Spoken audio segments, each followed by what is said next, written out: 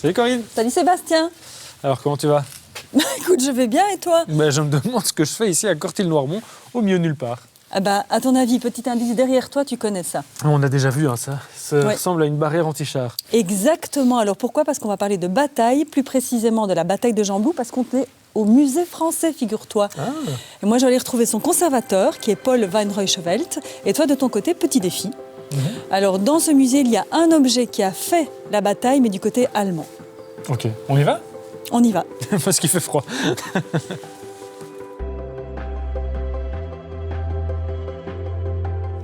Bonjour Paul. Bonjour. Alors Paul, vous êtes le conservateur ici du musée français, Oui. qui est en fait le musée de la bataille de Gembloux. Et alors, particularité quand même, ce sont les troupes qui sont venues se battre ici à Gembloux.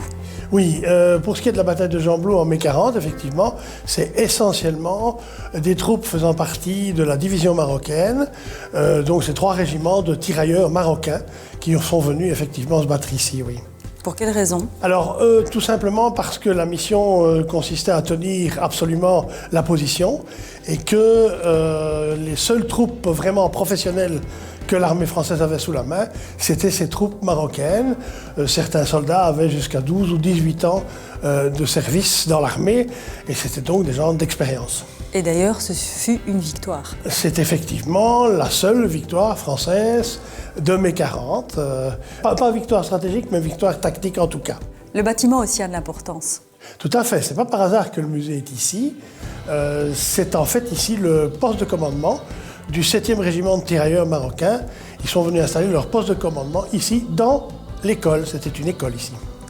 Alors il y a toute une série d'objets ici qui sont en rapport avec la bataille. On peut trouver un petit peu de tout, comme quoi? Le canon de 25 mm qui se trouve dans notre diorama là-bas, qui a eu son importance, parce qu'on avait quand même des chars en face. C'est donc un canon anti-char, c'était très important.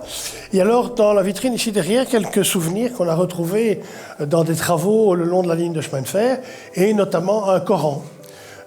Qui se trouvait enterré là, qu'on a retrouvé, qui est assez, je dirais, symptomatique des troupes qui se trouvaient ici. Une pièce rare. Ah, c'est une pièce tout à fait rare, oui, effectivement. Alors on peut trouver aussi forcément des uniformes, des cartes, toute une série de choses encore. Photos, et alors on a une pièce allemande qui elle aussi sort un peu de l'ordinaire, qui est un équipement complet d'équipement anti-gaz, et qui finalement n'a jamais servi en 1940.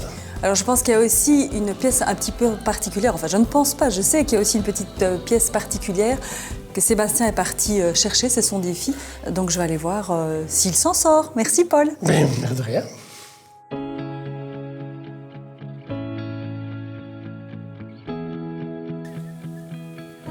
Ah, voilà. Voilà Corinne, j'ai trouvé. Je pense qu'il s'agit de ces lunettes.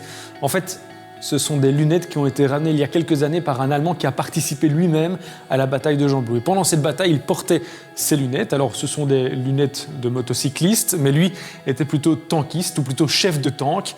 Et donc, il portait ces lunettes pendant la bataille. Ici, on voit d'ailleurs l'uniforme du tankiste, avec la particularité, ces petites têtes de mort qui représentent les hussards de la mort.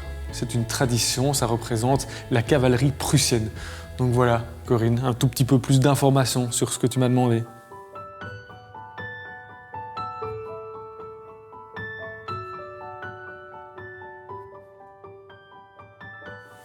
Je te dérange. Un petit peu, parce que plein de choses intéressantes, Sébastien, dans ce musée. Mais est-ce que toi, tu as relevé ton défi?